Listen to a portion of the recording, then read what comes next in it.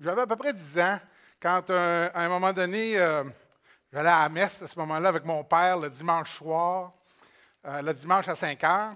Puis on arrive dans le parking de l'église, puis il y a une place de libre.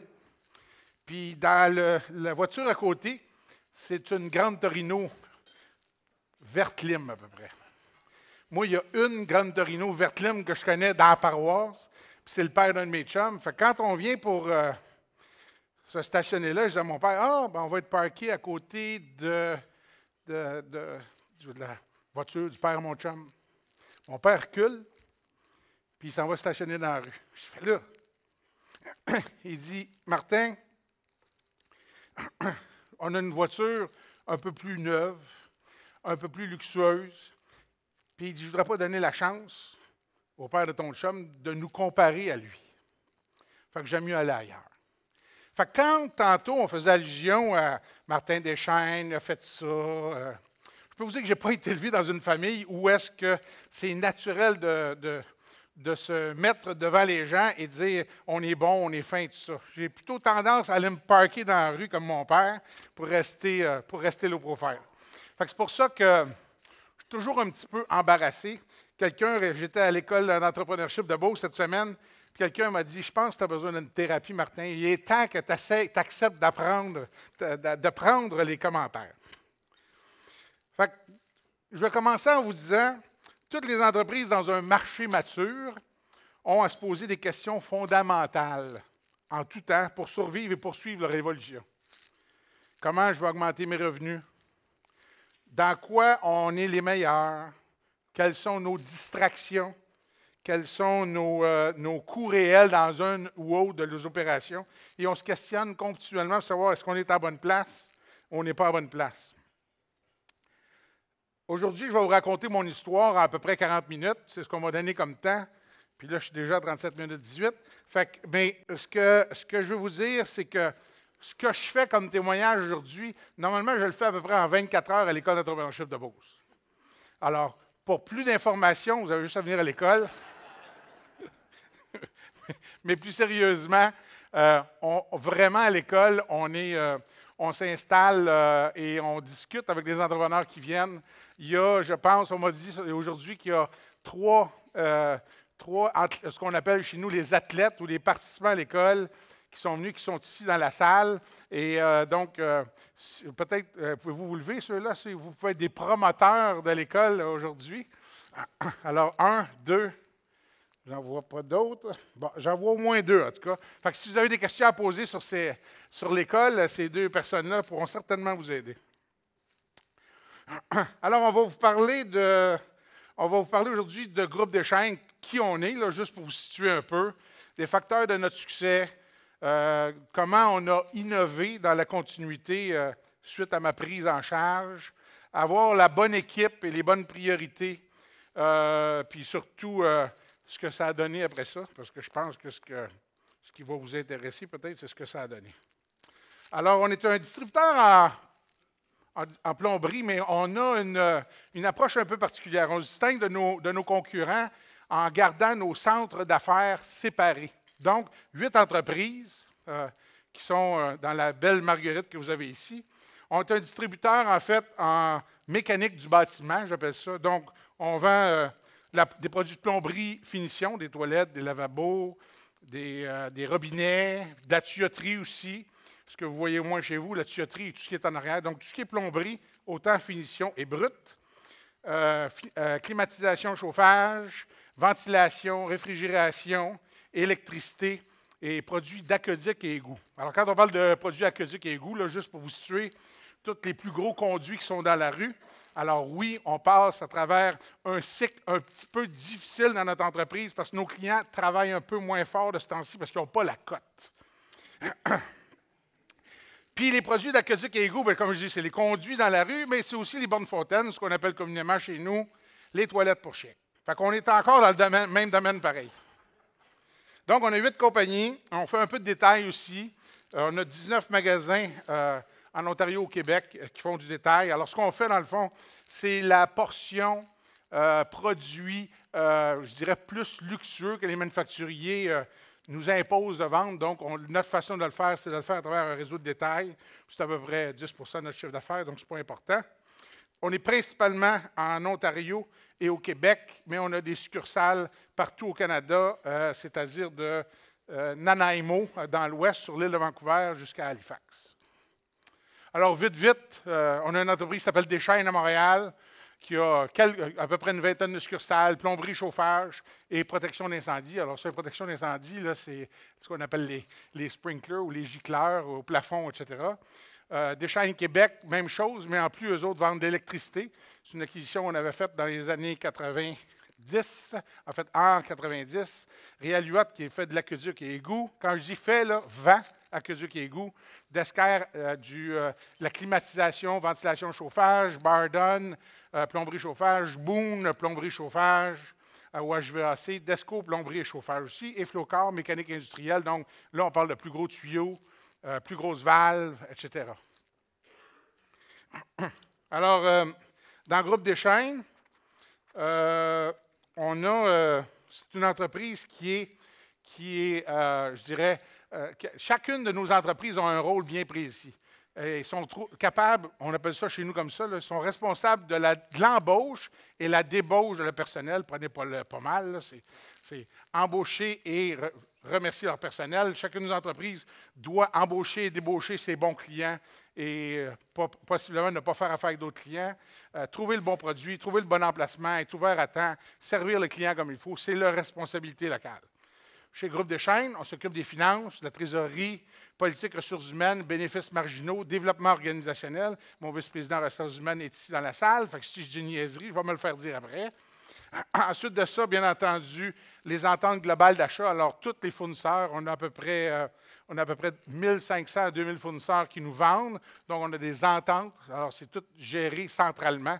Puis, les technologies de l'information et les télécommunications. Chacune de nos compagnies, là, juste pour donner un portrait rapide, ils vendent à peu près 15 à 20 000 produits par année qui achètent auprès de 400 fournisseurs. Ils ont un entrepôt central d'à peu près 100 000 pieds carrés. On a 2 entreprises qui font exception à ça. Ils ont 6 à 20 succursales autour d'eux qui ont entre 8 000 et 12 000 pieds carrés. 200 personnes qui servent au comptoir ou livrent à travers leurs 15 à 30 camions à un bassin de 2000 clients. Et donc, dans un territoire qui est généralement exclusif, puis dans sa spécialité. Alors, s'il est en aqueduc, il livre en aqueduc. S'il est en HVAC, il livre et sert les clients en HVAC. Donc, une entreprise en 2015 qui a compté 1450 personnes, avec 108 succursales, environ 25 000 clients, 200 camions plus ou moins qui livrent tous les jours. Alors, toutes les commandes qui ont été prises hier jusqu'à 20 heures ont été livrées ce matin à partir de 5 heures jusqu'à 1 heure, 2 heures cet après-midi. Donc, ça prend un système qui est bien huilé. Puis, 663 millions de chiffre d'affaires en 2015. Alors, c'est une entreprise dont on est fier, puis qui fonctionne pas pire. Un petit peu d'histoire. L'entreprise a été fondée en 1940 par mon grand-papa, qu'on voit sur la photo du centre, avec vous à sa gauche, là, à sa droite à lui, mais à votre gauche à vous, mon père qui est là, puis mes oncles Gilles à l'extrême gauche, puis Pierre à l'extrême droite. Il a fondé ça dans la vieille bâtisse qu'il y a là, au 1203 Notre-Dame-Est, bâtisse qui existe encore pas mal. Et elle n'a peut-être pas exactement le même look aujourd'hui, mais elle est pas mal là encore. Et puis, vous avez une photo ici d'un camion de chez Deschaines, parce que là, j'ai dit, je vais écrire que c'est en 73 quand mon père a pris la relève, mais il est plus jeune que ça, un peu le camion. Fait que fin des années 70, début des années 80, parce que des fois, il y a quelqu'un dans la salle qui connaît ça et troque, puis là, j'ai la fou. En 1959, mon grand-père est venu pour mourir là, entre 55 et 60. Il est venu il est passé proche de la mort, selon le médecin, au moins une vingtaine de fois. À chaque fois, le médecin arrivait, il dit « passera pas la nuit, votre père, passera pas la nuit ». Il est mort à 77. Fait que, il a toffé un bout de temps, mais malheureusement, il a fait de l'Alzheimer, qu'on appelait à l'époque de la sénilité. Puis, je dirais que vers le milieu des années 60, il avait perdu pas mal pas mal le sens de la réalité. En 1973, il y a une belle opportunité qui se présente dans l'organisation, où à l'organisation, on a une chance de vendre. Puis mon père n'est pas content de comment ça marche dans l'organisation, fait qu'il est prêt à accepter l'offre, mais quand il voit que ses frères veulent vendre, il dit « Non, moi j'achète d'abord ». Fait qu'il y avait une condition dans leur convention d'actionnaire entre les trois frères que si un des trois offrait la même somme que ce qui était offert à l'extérieur, bien, il y avait priorité. Fait qu'il a acheté l'entreprise de ses frères. Les deux frères, après ça, eux autres, ont poursuivi leur carrière ailleurs. Et donc, à l'époque, quand mon père achète, en 1973, on fait 10 millions de chiffre d'affaires. En 2000, mon père, en fait, en 2000, le conseil d'administration me nomme président de l'entreprise. Puis à ce moment-là, on fait 225 millions. Fait que vite, vite, là, faites le calcul. De 1973 à 2000, on est passé de 10 à 225. C'est 22 fois et demi le chiffre d'affaires qu'on faisait à l'époque. Fait que je peux vous dire que moi, quand je dis que l'entreprise sous moi a triplé en volume, là, bien là, on parle de peanuts par rapport aux multiples que mon père a utilisés. Fait que donc, lui, il a pas mal plus de mérite que moi. Moi, j'avais joint l'entreprise en 1981. J'ai commencé dans l'entrepôt. Ensuite de ça, j'ai travaillé aux commandes téléphoniques. J'ai travaillé dans notre réseau de vente détail qui était Plombarium. Puis ensuite de ça, en 1991, mon père m'a envoyé diriger une entreprise en Ontario qui s'appelait Desco. On l'a dit tantôt dans la présentation. En 1997, je reviens. En fait, je suis revenu en 1994. En 1997, je décide d'aller faire un MBA à l'extérieur. Donc, je quitte l'entreprise. À ce moment-là, disons que le climat familial de mon père et moi était so-so. Fait que là, je dis, bon, c'est quoi mes options? Je suis aussi bien au moins d'avoir des outils dans mon coffre d'outils. Fait que je pars pour aller faire mon MBA. Parallèlement à ça, en 1990, mon père avait initié un processus de relève. Fait qu'il avait 55 ans. Ça, dans une entreprise familiale, on voit ça rarement qu'un gars commence à se préparer à sa succession 10 ans avant l'année où il pense s'en aller. Parce qu'il avait vraiment prévu partir à 65 ans.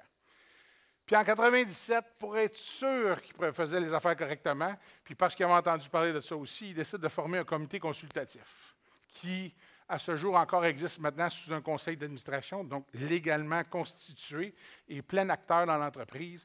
Et je peux vous dire que chaque jour de sa vie, mon père dit que ça a été la meilleure affaire qu'il a faite dans son entreprise. Et dans ma présentation que je fais à l'école d'entrepreneurship de Beauce, je parle précisément des comités consultatifs, conseil d'administration. Et moi aussi, je vous suggère fortement, si vous n'en avez pas un, d'en faire un parce que c'est vraiment très utile.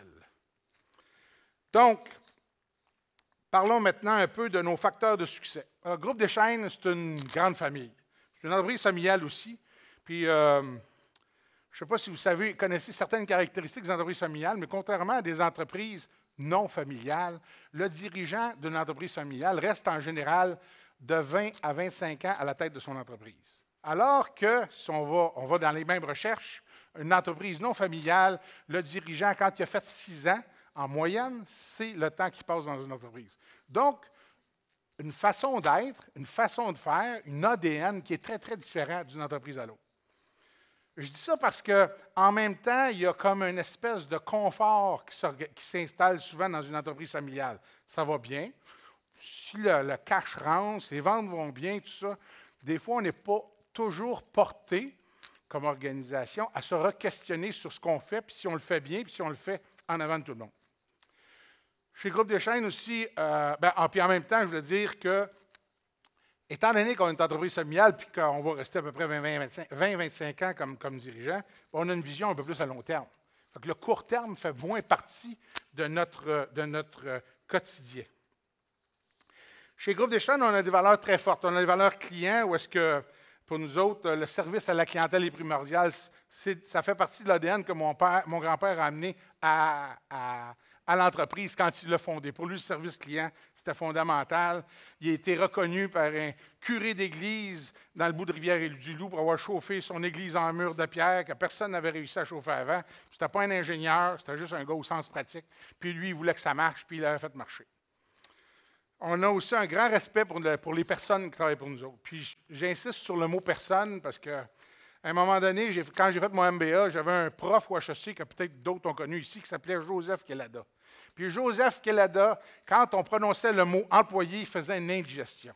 Parce qu'il dit, employer des gens, c'est comme prendre quelqu'un puis faire quelque chose comme tu veux puis quand tu veux. Une personne, c'est quelqu'un avec qui tu travailles. Chez nous, drôlement, bien avant que moi je prenne la tête de l'entreprise, mon père a toujours parlé de personnel et jamais d'employés. Il n'a jamais fait un mémo aux employés, il a toujours fait un mémo personnel. Puis quand il parlait des personnes, il parlait toujours des personnes dans notre entreprise. Alors, on a un très, très grand respect pour notre personnel. Le travail d'équipe est extrêmement valorisé. Même notre bonification n'est pas centrée sur les personnes, mais centrée sur l'équipe, sur le travail d'équipe et sur le résultat de l'équipe. On a un grand souci d'équité. Ça fait partie, je pense que la table est loin, parce que des fois, quand je parle fort, là même, toujours engagé, on reste toujours des gens qui sont engagés et présents pour notre personnel, pour nos clients et pour nos fournisseurs. Fait que, somme toute, quand je vous dis tout ça, bien, ça faisait un bon départ pour moi parce que j'arrivais d'une entreprise qui marchait super bien, il n'y avait pas de dette, tout allait pour le mieux, une entreprise qui réussissait, mon père était reconnu dans son milieu, moi j'étais le fils du boss, ça paraissait bien, une entreprise saine, super admirée, super fonctionnelle, c'était de la ouate. Littéralement de la ouate. C'est comme un sapin de Noël avec la ouate qui est en dessous, puis toutes les décorations qui peuvent arriver dessus. Fait que, donc, très, très bien. Puis, je dois préciser que la philosophie de l'organisation, qui était avant que j'arrive, mais qui existe encore, c'était « If it ain't broken, break it ». Et ça, chez nous, ça a toujours été. Mon père, dans sa façon de le dire, disait « Quand je me regarde dans le miroir, je me désole. Quand je me compare, je me console. » Mais pour lui, se comparer, c'était viser un objectif moins bon, moins intéressant. Donc, il fallait toujours être en avant de ce que c'était. J'ai une nouvelle adjointe qui a commencé il y a 2 semaines, puis quand elle a mis la chaîne comme ça, brisée, puis que notre logo Groupe des chaînes est comme un chaînon, j'avais un petit peu une allergie à l'image. Elle m'a dit « Non, c'est bon. » Ça fait que je l'ai laissé là pareil. Donc, on a cherché toujours, ou j'ai cherché toujours, en fait, comme organisation, on a toujours innové pour continuer à croître, pour continuer à grandir. Et donc, de 1973 à 2000, donc pendant que mon père était là, de 1 place d'affaires à 61 places d'affaires, de 1 entreprise à 6 entreprises, de 75 employés à 800 personnes. Fait que, comme je vous disais tantôt, 22,5 versus moins 3 fois, là, ça fait une méchante différence quand on regarde la croissance que l'entreprise a connue à l'époque. Et comme je vous ai dit tantôt, on est bien fiers de ce qu'on a pu réaliser à cette époque-là. Il y a, je ne sais pas si vous savez ça, mais 33 des entreprises familiales survivent à la première génération. Donc, je pars mon entreprise, j'ai 33 des chances de pouvoir la passer à mes enfants. Les autres cassent, ne réussissent pas, ça ne va pas bien, etc. Un autre 33 survivent à la deuxième. Fait que là, on passe de 100 à 33 à 10 Moi, je suis la 3e génération. Fait que c'est à moi qu'incombe le rôle de la scraper. Je cherche encore comment faire, mais je n'ai pas encore réussi. Mais je vous le dis, je vous promets que je travaille très fort. Donc, il fallait innover pour la continuité. Puis, comment on était pour faire ça? Pourquoi on était pour faire ça? Dans une entreprise, il y a toujours un paquet de petits défauts qu'on n'a jamais le temps de regarder. Puis chez nous, c'était comme ça. On ne veut pas les voir non plus, on ne veut pas les examiner. Puis en fait, il y a toujours un maillon faible à quelque part qui fait la différence. Alors chez nous, quand je suis arrivé comme dirigeant, la première recette que j'ai adoptée, c'est de faire un bon vieux SWOT. Un SWOT pour Strengths, Weaknesses, Opportunities and Threats, ou en français, Force, Faiblesse, Opportunités et Menaces. Mais moi, je ne l'ai pas fait de la façon où est-ce qu'on a fait une salade de SWOT, mais on l'a fait par petits secteurs de l'organisation. Alors, on l'a fait au niveau des ressources humaines, au niveau financier, au niveau opérationnel, au niveau de l'approvisionnement, au niveau des clients, au niveau de la concurrence. Tous les éléments organisationnels ont été mesurés en détail avec l'équipe, ce qui a fait la différence. Fait que, je vais vous donner un exemple. Par exemple, on avait une entreprise qui avait un maillon, qui était un maillon faible dans notre organisation. Quand je suis devenu CEO, mon père m'avait dit, là, celle-là, il va falloir que tu t'en occupes sérieusement, puis il va falloir que tu t'organises avec ça pour que ça marche. J'ai dit, correct. Alors donc, je commence à regarder puis à analyser la situation dans l'organisation. Puis finalement, je trouve des failles, mais rien de particulier. Juste une foule de petites choses encore, une foule de petits changements qui faisaient la différence. Et on trouve un petit 10 000 par là, un petit 20 000 par là, un petit 5 000 par là, un petit 100 000 par là. Puis là, quand tu fais la somme de tout ça, ça fait une différence entre une entreprise qui est peu profitable puis une entreprise qui commence à être pas mal plus profitable. On a refait le même exercice l'année passée.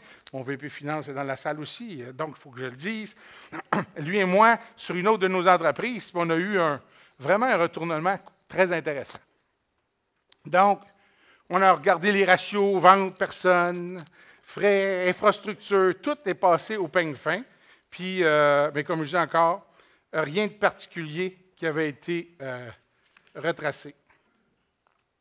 Fait une des premières choses qu'il fallait faire, c'était d'avoir la bonne équipe et les bonnes priorités. Puis chez Groupe Deschamps, on avait déterminé qu'il fallait continuer de croître, parce que comme je dis souvent chez nous, on croît ou on meurt, donc il ne faut pas arrêter de croître. Il fallait aussi bien connaître nos clients jusque dans leur bobette. Fait que ça, je dis ça clairement.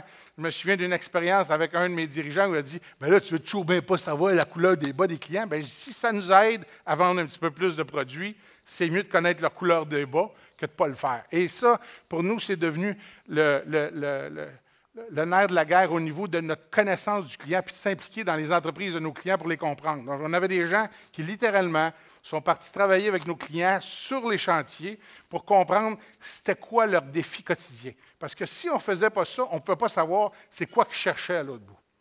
Alors, il fallait continuer de s'améliorer aussi. C'était notre défi de nous améliorer aussi, parce qu'encore une fois, on se ferait dépasser. Puis si on se fait dépasser, on a des chances de mourir. Puis il fallait aussi que les personnes de nos entreprises soient avec nous et travaillent avec nous, et ça a été définitivement le nerf de la guerre pour notre succès. Annuellement, chacune de nos entreprises doit faire un plan d'action détaillé pour répondre à chacune des dimensions qu'on a parlé tantôt. Service à clientèle, amélioration continue, développement des ressources humaines et service à clientèle, Sylvain, tu vas pouvoir m'aider, mais service à clientèle, amélioration continue. J'ai un blanc de mémoire, il faut que je regarde dans l'autre tantôt. Et service à clientèle, amélioration continue, s'occuper des personnes, puis on continue de croître continuellement. Mais oui, c'était ça qu'il fallait faire. Il fallait continuer de croître. Donc, alors annuellement, chacune de nos 8 entreprises font un plan d'affaires et ils doivent le faire autour de ces 4 segments-là. Puis là, après ça, il fallait prioriser les nombreuses possibilités de mieux faire qu'on pouvait avoir. Puis là, on s'est dit, comment qu'on priorise? Et là, à ce moment-là, j'ai eu cette idée-là de faire un triangle inversé où le sommet du triangle, qui était la partie la plus importante, c'était nos clients. Donc, il fallait répondre aux besoins de nos clients. Puis pour répondre aux besoins de notre client, les premières personnes qui sont en contact avec les clients devenaient les plus importantes. Fait que toutes les priorités organisationnelles étaient fixées d'abord sur les clients, ensuite sur les premières personnes qui dealaient avec les clients, puis après ça, les personnes qui supportaient les gens en contact avec les clients, puis finalement, 3e rang, 4e rang, puis le piton rouge, là, au bout, là, ça c'est moi. Fait que ça, c'était pas important. On le mettait en dernier, puis c'est comme ça qu'on a tout placé nos priorités. Alors, pour naviguer dans la bonne direction, comme organisation, ça nous prenait une équipe gagnante, une équipe de cohésion, c'est-à-dire qu'il fallait être tous ensemble, parler le même langage, comprendre le même langage, marcher ensemble, faire tout de la même façon. Si ce n'était pas clair pour nous autres, ça ne marchait pas. Il fallait donc aussi avoir un sens de l'urgence. Quand on veut faire un changement dans une organisation, puis il y a un monsieur Cotter qui a déjà dit ça, s'il n'y a pas un sens de l'urgence pour un changement, on oublie l'urgence, puis on oublie le changement aussi, ça n'arrivera jamais. Alors, il faut montrer qu'il y a une urgence de changer, puis ça implique donc que le dirigeant soit en avant de la ligne pour être capable de montrer qu'il y a un sentiment d'urgence. Si je ne m'en occupe pas, il y a peu de chances que les gens qui m'entourent soient capables de voir ça comme une priorité dans leur engagement quotidien dans l'organisation. Puis, il fallait avoir l'humilité de tout voir aussi, parce que des fois, on a l'impression, quand on réussit bien, qu'on contrôle tout. Et la pire affaire qu'on peut faire, c'est de se penser plus fort que n'importe qui, parce que, comme je dis souvent dans mon organisation aussi, le gars dans le bureau du coin, il ne fait rien pour aujourd'hui, ni pour demain.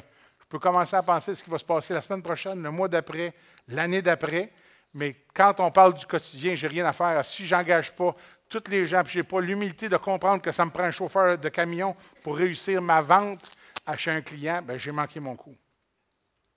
Puis il ne faut surtout pas se prendre pour d'autres, nulle part dans l'organisation.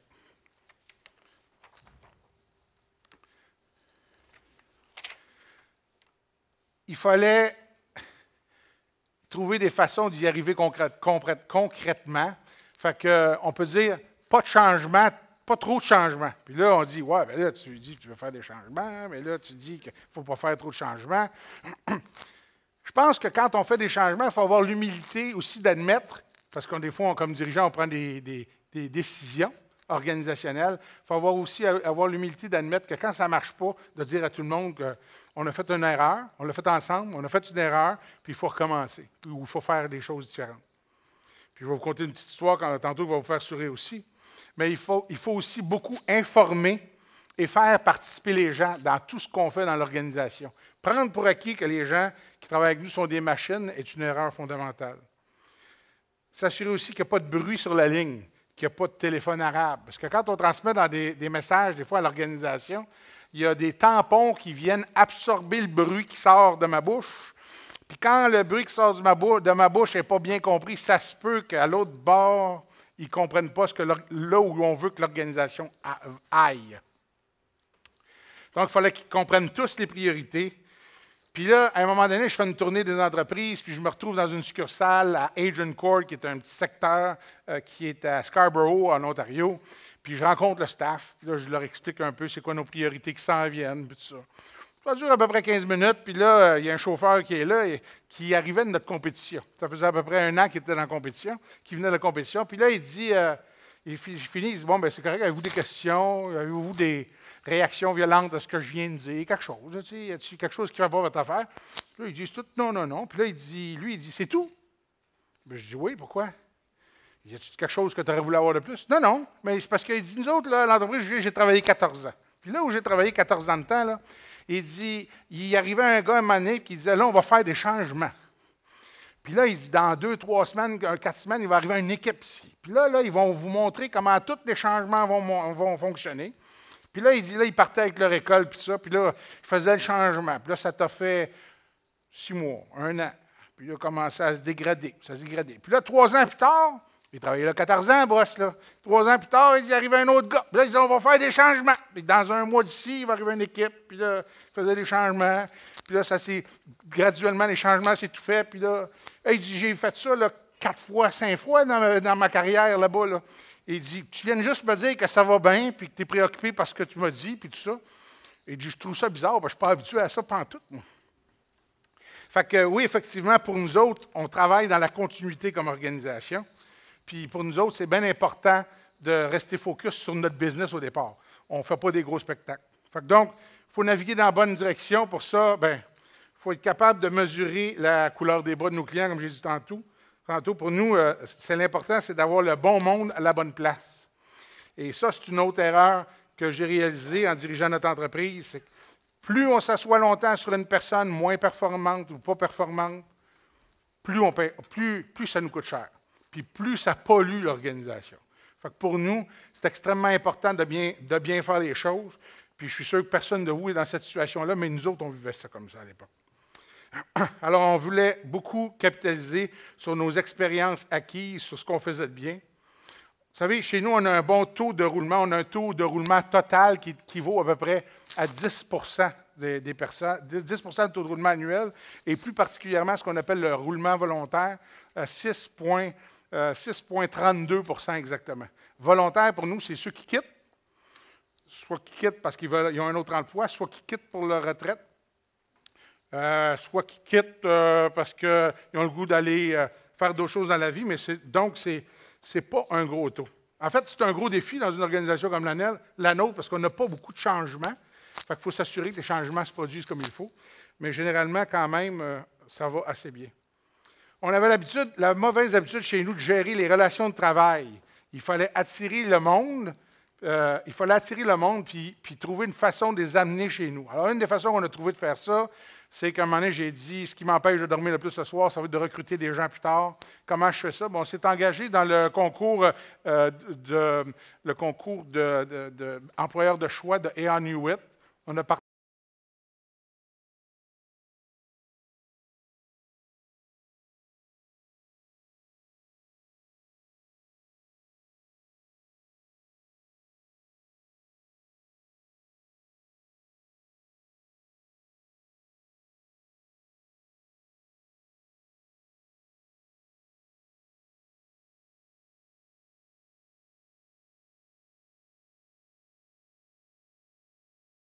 passer notre culture, donc il faut travailler plus fort là-dedans. Mais puis pour nous, si on est un employeur de choix, ça veut dire que quand quelqu'un va avoir un choix, la personne qui va avoir un choix va décider entre nous puis un de nos concurrents, puis nous autres, on aimerait ça qu'ils choisissent nous, surtout quand on trouve que c'est des personnes qui sont bonnes de travailler chez nous. On a été dans les premiers à être informatisés. Les premiers à avoir un système informatisé de gestion d'entrepôt, cas d'abord pour faire ce qu'on appelle la cueillette des produits. On a le site web présentement dans notre industrie qui est le plus complet et le bon système web avec des images et tout ce qu'aucun de nos concurrents présentement offre. En fait, chez Groupe Deschaines, en 25 ans aussi, on a fait 24 acquisitions, c'est quasiment une par année. On les a toutes très bien réalisées et ils sont tous encore partie intégrale du Groupe Deschaines. Alors, pour nous autres, le bien faire, le mieux faire, c'est extrêmement important.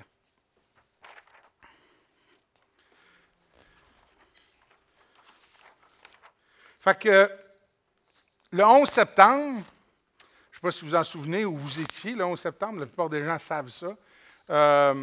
Moi, j'ai capoté parce que là, je me suis dit, ça ne va pas bien. Les stocks ont commencé à tomber un peu partout. Toute la bourse a commencé à planter. Ça n'allait pas bien. La dimension mondiale changeait. Fait que j'ai demandé. Moi, je pensais que l'économie était pour s'écrouler d'une certaine façon. Fait que j'ai eu peur. Alors, j'ai demandé à toute ma gang, un an après que je sois rentré, on coupe les frais de 10 %. Puis, il y a même un gars dans une de nos organisations, il a fait une feuille en avant de ça au bureau de même, puis il dit, qu'est-ce que j'ai fait pour atteindre mon 10 % aujourd'hui? Bien, ça a été adopté et appliqué dans l'ensemble de l'organisation. On a eu vraiment un succès. Puis, il faut comprendre que quand on est en crise, toutes les personnes qui sont avec nous ont le goût d'être là, de participer, d'être considérés, d'être inclus dans le projet. Ça fait partie de l'ADN de l'humain de vouloir faire partie de l'organisation. Et pour nous autres, ça a été aussi très, très payant. Bien, ça a marché. Les ventes n'ont pas chuté, par exemple. Ça, c'était la partie que je n'avais pas prévue. Ils ont cru à la place en 2002. Puis à cause de notre crainte, nos profits ont significativement monté. On a coupé des dépenses, mais nos ventes ont augmenté. On a fait plus de profits. En 2004, on a eu une opportunité importante d'acquisition qu'on a saisie. On a augmenté substantiellement notre chiffre d'affaires. Ensuite de ça, en 2008, il y a eu la crise financière, 2007-2008. On a pas mal bien fait cette année-là encore. 2009, on a continué à être plus dur ici au Québec et en fait au Canada en général, mais nos profits ont toujours été bien au rendez-vous. 2010, une autre opportunité d'acquisition. On est encore sans dette, hors d'école. On est proche du 600 millions. Puis aujourd'hui encore, on continue de regarder pour des acquisitions. Comme je vous dis, on en fait une à peu près par année. L'année passée, on en a fait une encore. Et ça fait partie de notre ADN de croissance aussi, également, en plus de croître dans chacune de nos entreprises. Fait que là-dessus, je vous dirais qu'il y a 3 leçons que je pense que vous devriez retenir de ma présentation. La première, c'est que tout est cassable. C'est juste la grosseur de la masse qui compte. C'est comment fort je suis prêt à frapper pour le faire, le changement, puis pour le casser, puis pour regarder les choses. Chez nous, on n'attend pas que le client nous demande un changement pour le faire. On essaye de l'anticiper pour être en avant de lui. Quand on a lancé notre projet web, les clients nous disaient tous, on ne veut pas placer nos commandes, on veut juste checker l'inventaire, checker nos commandes, etc., etc. Et effectivement, c'est ce qu'ils font présentement. Ils ne viennent pas nécessairement acheter. Et par exemple, dans les 2 derniers mois, pour des sites web qui ont été lancés dans 5 de nos 8 entreprises, dans les 2 derniers mois, on a à peu près tout près de 100 000 visites sur notre site pour consultation de prix. Ça a été lancé dans les 6 derniers mois, là, ces sites-là. On a 100 000 visites sur nos sites pour consulter prix, factures et autres, et autres, et autres. Donc, pour nous autres, c'est déjà tout un succès.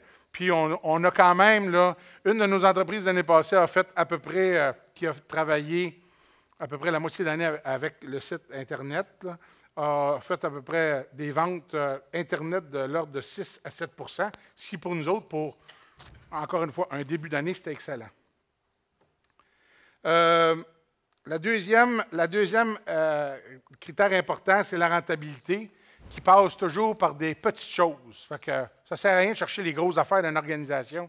C'est bien plus important de chercher les petites choses. C'est ça qui va faire la différence dans le succès de nos organisations. La troisième situation ou la troisième leçon que j'aimerais vous donner aussi, c'est que c'est impossible d'accomplir quelque chose dans votre organisation si vous n'impliquez pas directement l'ensemble de votre monde pour qu'il soit impliqué puis engagé. Prenez le temps avec tout le monde. C'est pour nous, en tout cas, chez nous, le secret de notre succès. C'est juste la petite histoire du petit grossiste en plomberie de l'Est de Montréal. Puis c'est toujours la façon dont je m'introduis quand je parle avec des gens. Puis ça va bien avec l'histoire que je vous ai racontée au début, qui est de la grande Torino vers Lime ou vers Pâle, qui était à côté de chez nous. Pour nous, par contre, c'est important de réussir. Apparemment, c'est en se racontant comme entrepreneur qu'on aide la relève à croître. C'est ça qu'on a essayé de faire à l'AEB. C'est ça qu'on essaie de faire à l'AEB. C'est ce qu'on fait encore. C'est un peu ce que j'ai essayé de faire. Notre histoire, tant qu'à moi, est simple, mérite à la limite d'être racontée. Mais je peux vous dire que chez nous, en dedans, chez nous, tout le monde la connaît, cette histoire-là. Tout le monde y a participé. Tout le monde est très heureux d'avoir été des acteurs de notre histoire. Je ne sais pas si vous avez déjà entendu parler de l'ADN de la Beauce, mais c'est des gens qui s'entraident en Beauce. Ce sont des gens qui ont appris à... Quand ils sont dans le trouble, là, ils s'entraident mutuellement tout le temps. Ça fait partie de leur ADN à eux.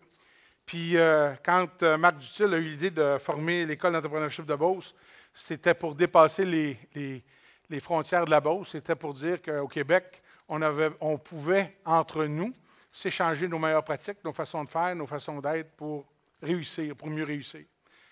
Pour moi, être ici aujourd'hui, c'est tout un honneur parce que je crois beaucoup en l'entreprise québécoise, pour le succès de l'entreprise québécoise. Puis vous êtes définitivement, la plupart ici des membres qui avaient des entreprises, vous êtes certainement des acteurs importants dans la croissance de notre région, de nos villes, de notre province, de notre pays et même de l'Amérique comme telle.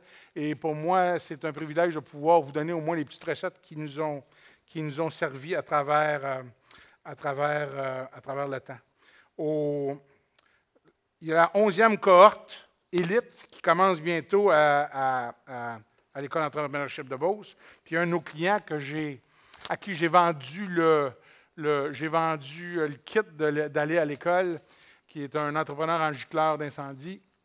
Puis il m'appelle, il dit « Merci Martin, je suis bien, bien, bien content. » Son premier coach ou son premier 24 heures, ou dans sa première semaine, il va avoir un 24 heures avec Alain Bouchard. Ça, c'est le petit gars de dépanneur qui a parti une business à un moment donné dans un PRET. En fait, il a acheté un premier PRET, puis il a commencé, pour ceux qui connaissent l'expérience. Et lui, je vais dire ça comme ça, littéralement capote devant cette opportunité-là qu'il va avoir de rencontrer Alain Bouchard. Alain Bouchard ne fait pas chaque séjour. On est tous bénévoles quand on participe à ça. On ne reçoit pas une paye pour faire ça. Notre paye, c'est de donner à ceux qui viennent nous voir. Et il y a beaucoup d'entreprises qui viennent là-dedans. Moi, je donne ma petite part, puis comme d'autres donnent leur autre part. Et c'est vraiment très particulier comme environnement. Fait que, n'hésitez pas une seconde, si vous avez une chance d'essayer ça, de faire un 24 heures ou de contribuer à un programme ou d'aller dans un programme de l'école. C'est vraiment un environnement exceptionnel d'apprentissage. se faire dire, on appelle ça le E2E, de entrepreneur en entrepreneur. Alors là-dessus, je vais vous remercier de votre attention. J'arrive exactement à moins 14 secondes. Alors, je vous remercie beaucoup de votre attention et merci d'avoir écouté si attentivement.